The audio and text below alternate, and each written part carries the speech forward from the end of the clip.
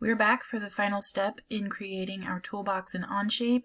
We are going to assemble all of the pieces that we've created in OnShape and fasten them together to make the complete toolbox. In the same document where we created the other pieces, we are going to now come to the bottom and click on the Assembly 1 tab. If you don't have the Assembly 1 tab, you're just going to click that plus sign and then click on Create Assembly.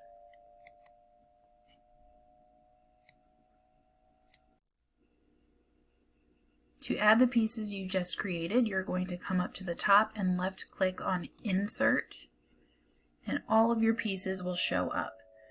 So we're going to click on each one of these pieces to add them to our space. So there's the bottom.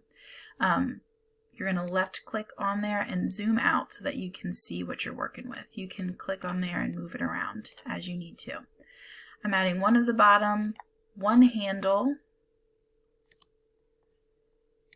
two of the long front. I'm just kind of positioning these so that I'll be able to work, and two of the tall sides.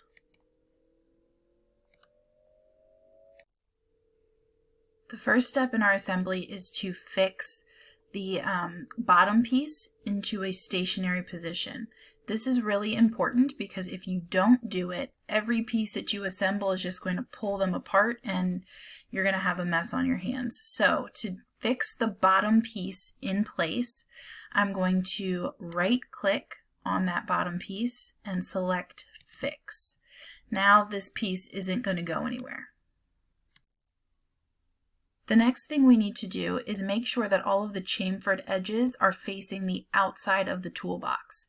So I'm going to look at each of my pieces and see that if I move them in towards the bottom, is the chamfered edge going to be on the outside of the box or the inside? So when I look at my pieces, this long front, this chamfered edge is going to be on the outside. I don't need to change anything. This tall side, same thing, the chamfered edges are on the outside. For this one, this long front, the chamfered edges would be on the inside of the box if I moved this piece over. So I'm going to need to rotate this.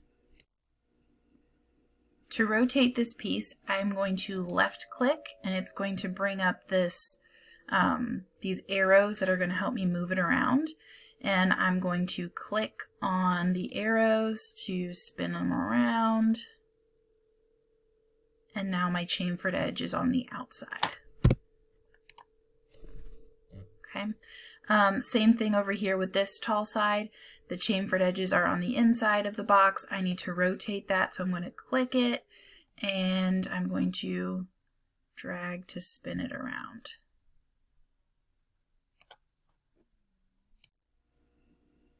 Now we can start fastening the pieces together. This step requires a little bit of finesse, so your process might look a little bit different from mine, but the idea is generally the same. So the first thing we need to do is come up to the top and click on this Fastened Mate tool, and that is going to be the tool we use to connect all of these. Now you're going to right click into the white space to be spinning the view around. You can also use the cube, but putting this into white space is really helpful to get some of these angles that you're going to need. So to fasten your pieces, you're going to very carefully place this little steering wheel looking icon onto the bottom edge of your pieces. And so to do that, zooming in is really helpful. When you have this in position, it's going to kind of snap to the midpoint and that will let you know you're in the right place.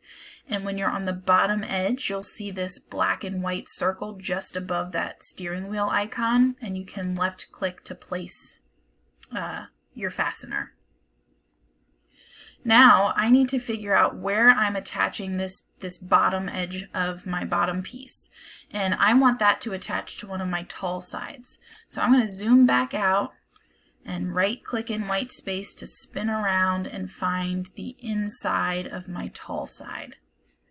I'm going to zoom in a little bit, reposition my view, and now I want that steering wheel on the bottom edge of that tall side piece. I see my black and white circle in the middle of that face, and I'm going to left click to indicate that's what I want to fasten. And hopefully, if everything has gone the way I want it to, I've got that tall side, move so you can see it better, that tall side attached to the bottom piece. If everything looks good, I'm going to go ahead and click that green check mark, and those two pieces are now attached. We're going to repeat that process with the other tall side, so I'm going to right click into white space, turn my project, zoom in, need to drag it around a little bit, and place that steering wheel, the bottom edge. I see my black and white circle. I'm going to click there. There it goes.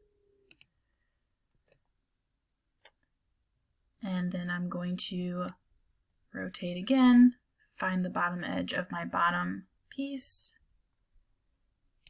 click, and we have a problem. So I've managed to connect my tall side upside down.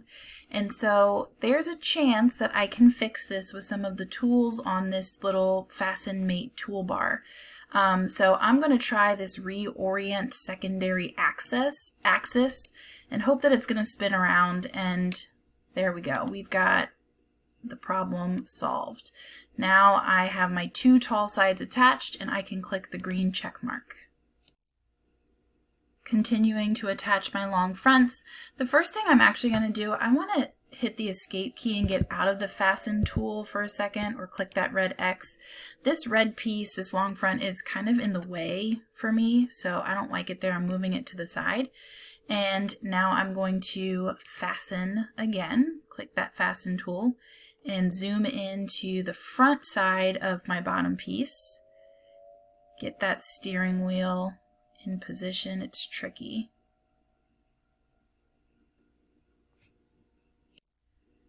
So I'm not zoomed in enough. If you're having that problem, then you know that you need to zoom in more. And looks like I need to zoom in even more.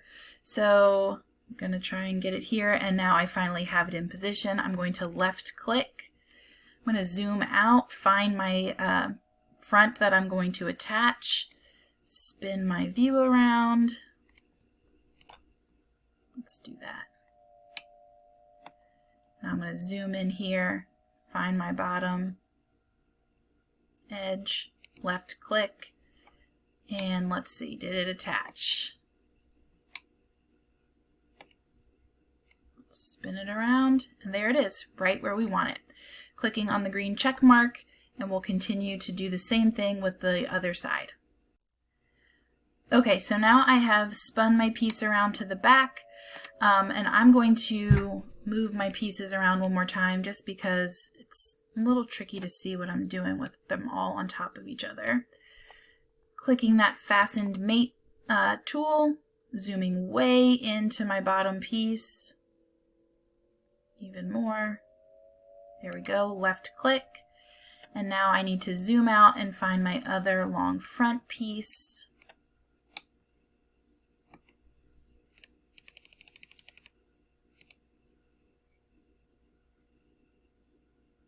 Left click, and now it's attached. All right, so for our final piece, the handle, we can actually just fasten point to point.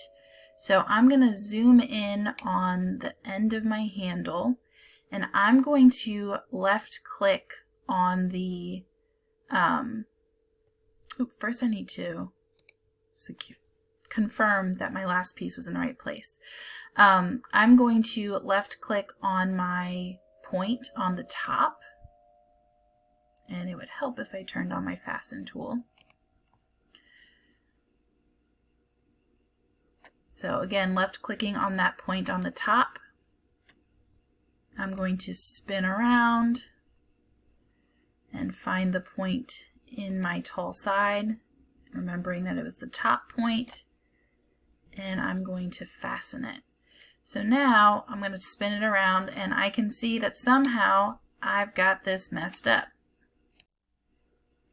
So rather than try and spin this around, because this is pretty messed up, I'm going to go ahead and click the X, and that's going to undo what I just did. So if that ever happens to you, you have that X option to just kind of cancel out what you've already done. So let's try this again. I'm going to zoom in to the edge of my handle, click on Fastened Mate, and I'm going to click on the top point. I think what went wrong the first time is that I didn't wait for my steering wheel to show up. I just clicked on the point. So wait for that steering wheel to make sure that it's fastening. I left click, and now I need to turn around to the point on my tall side. There's my steering wheel again, and we're going to hope that this works this time. And it did. So now I'm going to zoom out, spin it around, make sure everything looks the way I want it to. I'm happy with this, so I'm going to click the green check mark, and let's go ahead and take a look at our finished product. I'm going to